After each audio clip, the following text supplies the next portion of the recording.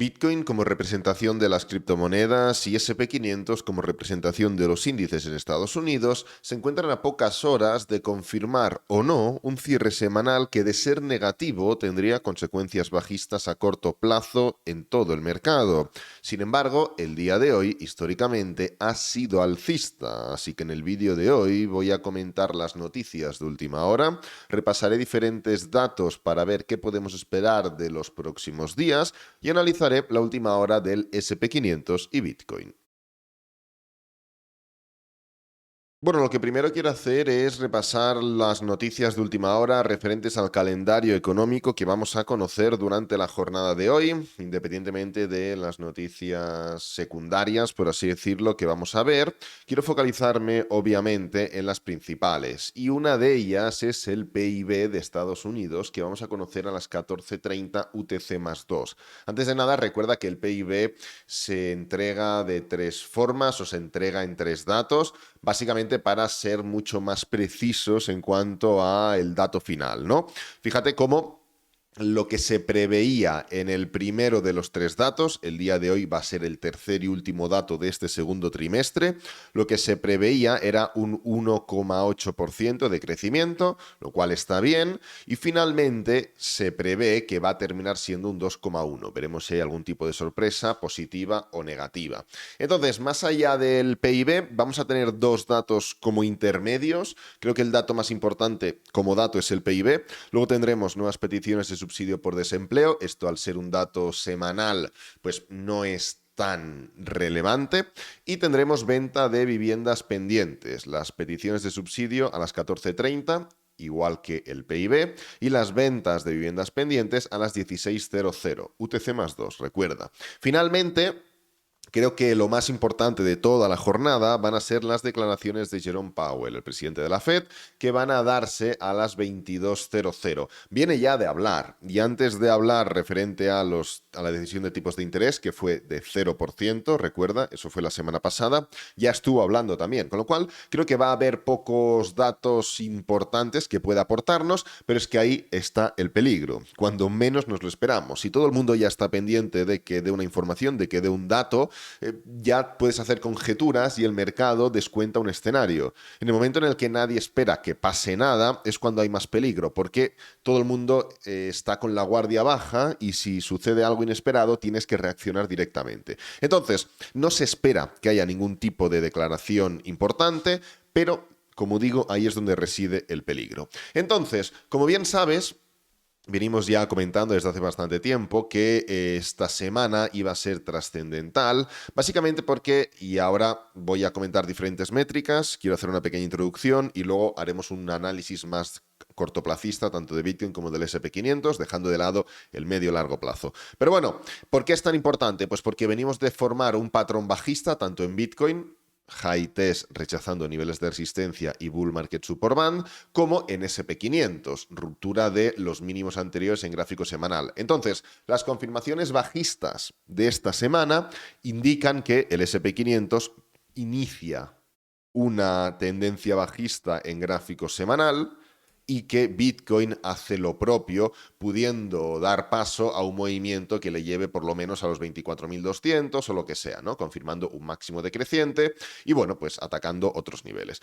Entonces, independientemente de esto, independientemente de que, como puedes comprobar, en Bitcoin la semana está siendo más o menos neutra y en el S&P 500 está siendo un poquito más negativa, el día de hoy históricamente es positivo. Y es algo que tenemos que tener en cuenta. No estamos hablando de, bueno, es positivo desde el año 2015, el año 2020. No, es positivo desde el año 1927. Pero no solo eso. Fíjate, septiembre. Aquí tenemos el mes de septiembre. Si nos venimos al día 28 de septiembre, es positivo en un 0,21%. O sea, el promedio desde el año 1927 del día 28 de septiembre da un retorno del 0,21%. Y puedes decir, oye, pero esto es muy poco. Hombre, la respuesta es no. ¿Por qué? Pues porque si tú analizas cuál es el promedio de los días positivos, de los otros días positivos, perdón, no suelen ser tan alcistas. Por ejemplo, los 28 de cada mes, vamos a verlos. En enero, 0,08. En febrero, 0,02. En mayo 0,03, en junio 0,05, en agosto 0,01, septiembre 0,21%, octubre 0,11. Es decir, y esto lo puedes ver los datos, paras un momento el vídeo y lo ves. Evidentemente, hay días que, pues en octubre, el día exactamente 20 de octubre, históricamente es 0,41%, casi el doble. Bueno, está bien, pero en términos generales, el 0,21% no solo es positivo, porque es un día positivo, sino que es inusualmente más alcista. Aquí lo estáis viendo, no sé si lo estaba tapando, pero bueno, aquí lo tenéis, 0,21%. Es inusualmente más alcista este día 28 de septiembre. Pero no solo eso, no solo es inusualmente más alcista, sino que también es de los pocos días de septiembre que son positivos. En septiembre tenemos 1, 2, 3, 4, 5, 6 y 7 días positivos tan solo de promedio histórico.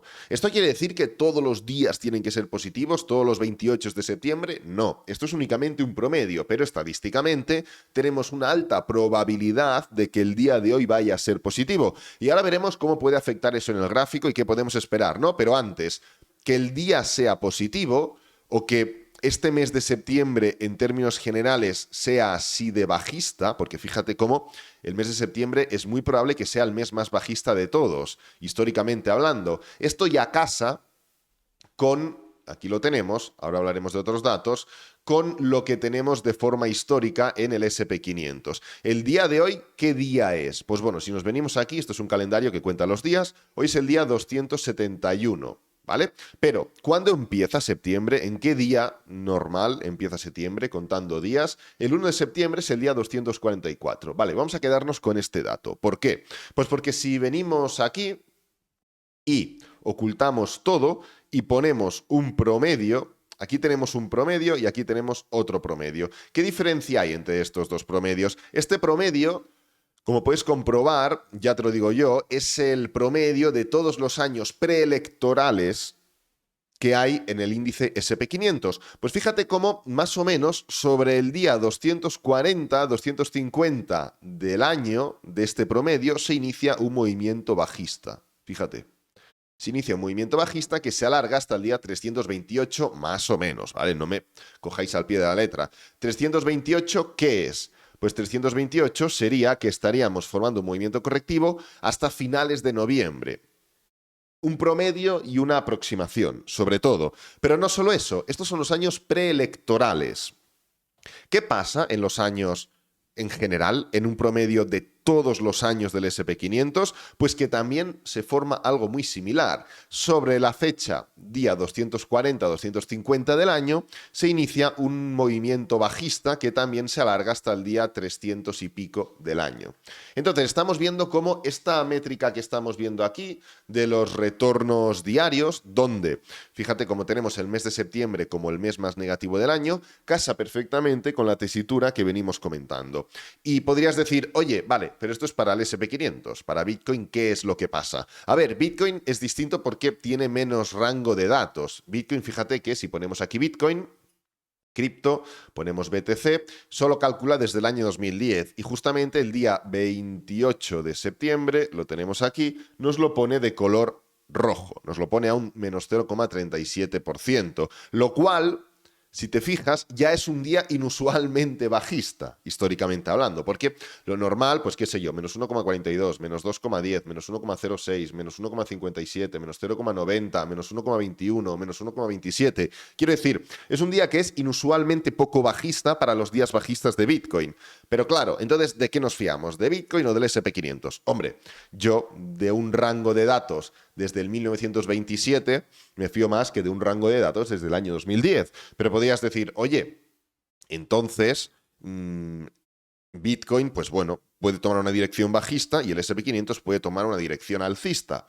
Sí, podría ser, pero si nos fijamos y nos centramos en la probabilidad y en los datos, ¿qué es lo que tenemos para la correlación entre Bitcoin y el SP500? Pues la correlación es altamente correlacionada. Fíjate, aquí tenemos el SP500, PAM, y si nos unimos a Bitcoin, aquí tenemos la correlación de Bitcoin, BTC con SP500 es un 0,74. Es una correlación muy elevada. Esto quiere decir que en una probabilidad muy elevada, si Bitcoin sube, el SP500 subirá. Y si Bitcoin cae, el SP500 caerá.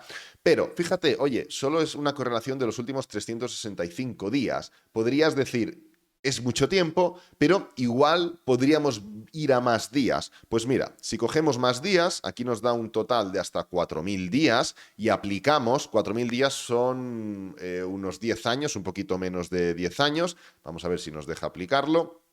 60 días primero, para cambiar, vamos a poner 4.000 días, aplicamos y vamos a ver qué es lo que sucede, cuáles son los datos que nos da referentes a la correlación que tenemos entre Bitcoin y el SP500 a un periodo de 4.000 días. Ethereum hace 4.000 días no existía. BNB tampoco, Ripple tampoco, con lo cual no hay datos. Pero si cogemos Bitcoin, que lo tenemos aquí, fíjate, y nos vamos a buscar el SP500, tenemos una correlación del 0,89%. ¿Vale? Más elevada aún. Quiero decir, como más tiras para atrás en el tiempo, más elevada es la correlación. ¿Por qué comento esto? Comento esto porque entonces, entendiendo el retorno promedio de los días, este día, el día 28 de septiembre, es más probable en Bitcoin también que sea alcista, debido a la correlación que hay entre Bitcoin y el SP500. Entonces, ¿cómo afectaría tener un día alcista? ¿Cómo afectaría? Y vamos a confirmar también si técnicamente hablando puede darse un día alcista, porque una cosa no quita la otra, ¿no? Primero, muy importante que tengamos presente el día, bueno, el día no, la hora en la que se van a ir lanzando las diferentes noticias. Si vemos algo de volatilidad o de fuerza inusual o de volumen incrementado, muy probablemente pueda ser por algún tipo de noticia que hayan salido. Aquí tenemos el calendario, ¿vale? Entonces, yendo directamente a por el análisis, ya que tenemos el SP500, hago un repaso muy rápido del SP500 y luego un repaso muy rápido de Bitcoin. Tampoco me voy a enrollar mucho más porque son cosas que ya hemos ido comentando, ¿no? Entonces, evidentemente tenemos estas rupturas, tenemos estos movimientos. Si el día de hoy llega a ser alcista, que técnicamente hablando podría serlo, es decir, en el gráfico de una hora estamos viendo cómo estamos formando una especie de canal o movimiento descendente. Esto podría ser perfectamente un patrón de reversión, de hecho es un patrón de reversión, pero primero, es un patrón de reversión que puede seguir cayendo de forma indefinida, porque no tiene unas líneas que se cruzan, como por ejemplo un triángulo o una cuña. Y segundo, es un patrón que funciona, como todos los patrones, en zonas de soporte o de resistencia. Y ahora mismo estamos literalmente en tierra de nadie. Con lo cual, es poco probable que, como tal, el patrón pueda desarrollarse de manera positiva, porque realmente no estamos o no tenemos demasiadas garantías de que desde aquí pueda atacar ciertos movimientos. Así que como patrón lo veo complicado. ¿Qué quiere decir que lo veo complicado como patrón? Que si realmente se forma la ruptura, que ahora veremos si puede formarse o no, dudo que tenga un efecto alcista similar a lo que tendría dentro de este patrón. Y en este tipo de patrones, el target es el inicio del patrón. Con lo cual, en el momento en el que se pueda formar esta ruptura, debido a que el día de hoy es positivo, no creo que tenga las consecuencias que tendría si se formara o confirmara la ruptura del patrón como tal. ¿Ok? Entonces, independientemente de que se pueda romper, no tendríamos unas consecuencias de atacar el inicio del patrón, 4.373. Pero, ¿se puede romper? Esa es la pregunta. Por poder, sí. Pero, ¿es probable que se rompa? A ver, tenemos una envolvente alcista, una vela de continuación, que realmente pueden desarrollarse en un movimiento más alcista. Tenemos los ingredientes encima de la mesa. ¿Tenemos que tomarlo como un patrón de reversión y un patrón ascendente? No, como digo, no, porque puede ser un patrón que desarrolle más y no estamos soportados por ningún nivel de soporte, valga la redundancia. Pero independientemente de ello, tenemos diferentes ingredientes que sí que podrían confirmar un desahogo mayor.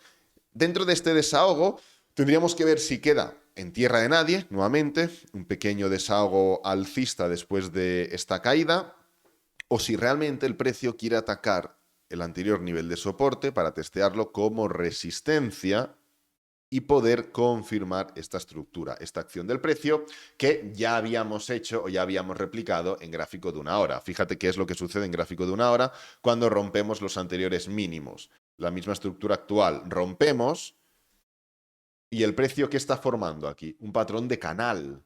¿Es un canal en una hora? No, es un canal en 5 minutos. O en 10 minutos o en 15. Es un canal en una temporalidad inferior. Aquí estamos viendo un canal ya directamente en gráfico de 1 hora en la situación actual, pero aquí no es el mismo tipo de canal. Entonces, forma este canal, lo rompe, ataca el máximo anterior, bueno, ataca el máximo anterior, ataca el anterior nivel de soporte, actual resistencia, y luego continúa. Pues es un poco lo que podríamos tener encima de la mesa ahora. Fíjate cómo esta acción del precio no ataca el inicio del canal. Se queda un poquito por debajo. ¿Por qué? Pues bueno, nuevamente, porque estamos en tierra de nadie. Aquí no había ningún nivel de soporte importante como para entender que podía formarse algún tipo de reversión. Pero bueno, como digo, es la misma estructura y la misma acción del precio en esta temporalidad inferior. Y en Bitcoin, ¿qué consecuencias podría tener dentro de Bitcoin? ¿Qué podemos esperar de Bitcoin? A ver, Bitcoin ayer ya comentamos que debido a lo que estábamos viendo, lo más probable era que atacáramos los niveles de 26.400, 26.500. La estructura se está degenerando un poco. ¿Qué quiere decir con eso? Que dentro de la tendencia bajista que teníamos hasta este punto de aquí, los últimos acontecimientos, las últimas velas que hemos ido viendo, han como roto por completo esa secuencia, porque si esto lo interpretas como un pullback para seguir cayendo, el pullback no llega al inicio del impulso para luego continuar, sino que se queda a 1/3, la mitad o 2/3. Entonces, si entendemos esto como impulso, pullback, impulso, que esto siendo un pullback haya llegado al inicio del anterior impulso es un principio de alteración. Bien, es cierto que el nivel de resistencia de los 26.500, ya lo comentamos, iba a ser bastante importante y así se ha comportado, lo ha rechazado con contundencia. Ahora nuevamente se está levantando. ¿Esto qué quiere decir? Quiere decir que primero no está ni siguiendo claramente la secuencia de impulsos y pullbacks, debido a que ha atacado el inicio del impulso anterior, y segundo, que pese a rechazar con contundencia este nivel de resistencia, el precio no ha seguido cayendo. Se ha hecho fuerte en estos niveles, con lo que estamos entrando en una fase poco predecible. Esto no es un patrón, o al menos ahora mismo. Hay muchas veces que los patrones, ya lo hemos comentado otras veces, pues si ahora imagínate el precio hace así, todo el mundo dirá, hombre, claro, si es que esto era un patrón de canal, un patrón de cuña, un patrón de no sé qué, clarísimo. Vale, sí, pero en esta fase en la que nos encontramos ahora es difícil predecir que pueda ser un patrón de este tipo. Entonces, la consecuencia de todo esto es que estamos entrando en un tipo de movimiento que es difícilmente analizable. Genera volatilidad, tanto alcista como bajista, lo hemos visto, y no está formando una estructura clara, predecible, para poder operar o marcar una dirección concreta.